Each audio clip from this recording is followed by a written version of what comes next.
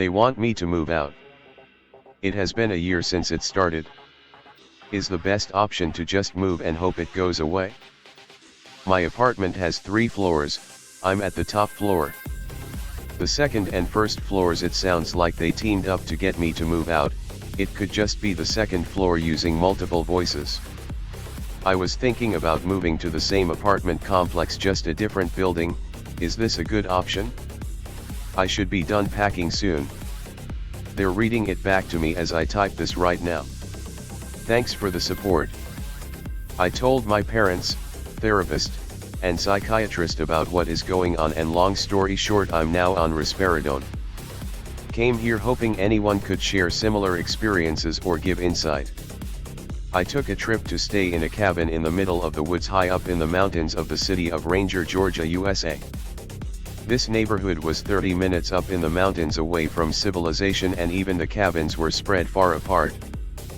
The front deck of the cabin was completely exposed to the woods, so I acknowledged that any animals could stroll along if they pleased. But I stayed there for about a week, and me and my boyfriend sat outside on the front deck every night, very late, and at no point felt in danger. It was peaceful with fireflies out and sounds of crickets every night. Until the 5th night, it was eerily dark too, the moon was covered heavily. It was about midnight and all of a sudden I didn't feel peace like I did those other nights. The forest went completely quiet and I felt a horrible sense of dread. I genuinely feared for my life. I sat there in my chair looking out into the dark forest, trying to rationalize and calm myself down that it was my mind playing tricks, but all of a sudden my boyfriend said out loud that he felt unsafe. I told him I felt the same and we ran inside. The cabin has 3 floors and we were able to climb out the window and sit on the roof because we wanted to still be outside and relax. Didn't matter how high up I was, I felt something truly evil and stayed inside. The only other time I felt something so evil or like someone was watching was when I had a few paranormal experiences at a haunted house. Georgia doesn't really get mountain lions. Maybe a bear, but it didn't feel that way at all. Holy crap, I just remembered something about that night. I remember hearing a blood-curdling scream and we pulled out a flashlight. Turns out it was a gray fox and they made scary screaming sounds. The weird part was that the fox was running and had its ears and tail down. This was in June and I just read that foxes scream like that when it's mating season or if they're in danger. Their mating season is winter/spring, so that was also afraid of something. Hi everyone. I've been meaning to post this for years but haven't gotten around to it, so I guess now is the time. So to start this story off, it happened in 2015, shortly after my baby cousin was born. I went to stay with my aunt and her boyfriend to help out for the first few days of her being back from the hospital. I have never been to this house before as they just moved in. This house was an older 1-story house and in the house at the time was me, my aunt, her BF, the baby and 2 pets. A cat and a dog, small Pomeranian. Fast forward to nighttime. I was trying to sleep but I kept hearing weird banging, scratching and what sounded like 2 male voices talking beside me / in front of me. I couldn't make out what they were saying but I knew it wasn't my aunt and her BF cause it was about 2 a.m. and they were fast asleep. Also, their room was directly behind me since I was sleeping in the living room. I remember being freaked out about all the noises I was hearing but I just decided to ignore it and tried to sleep.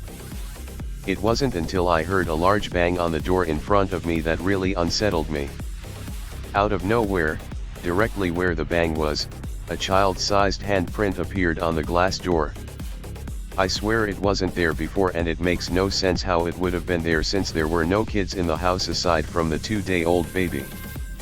I decided to take a photo so I could show my friend the handprint as proof that I didn't make it up.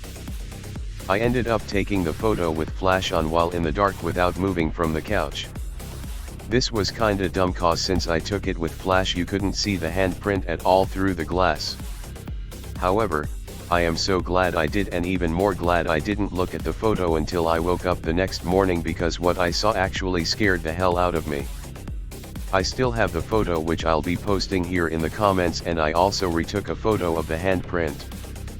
but what I saw was what looked like a face smiling creepily at me through the glass inside the closet that was right beside the front door. Needless to say, I left that same day LMAO, but when I showed this to my family, no one believed me and told me that the reflection was just the dog. The small Pomeranian dog BTW.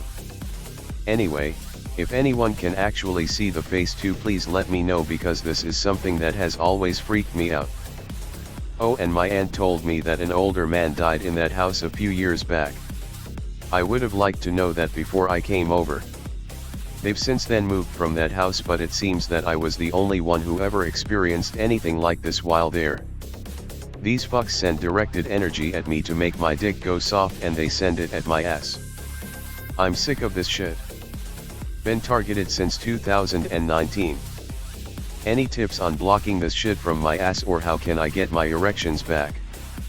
This is all terrible.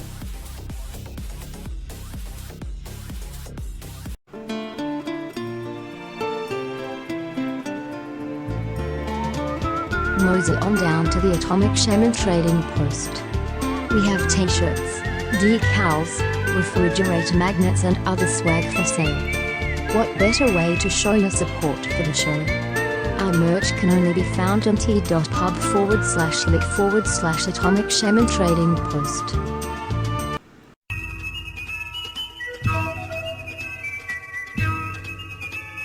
Like, share and subscribe to the channel, and be sure to ring the notification bell.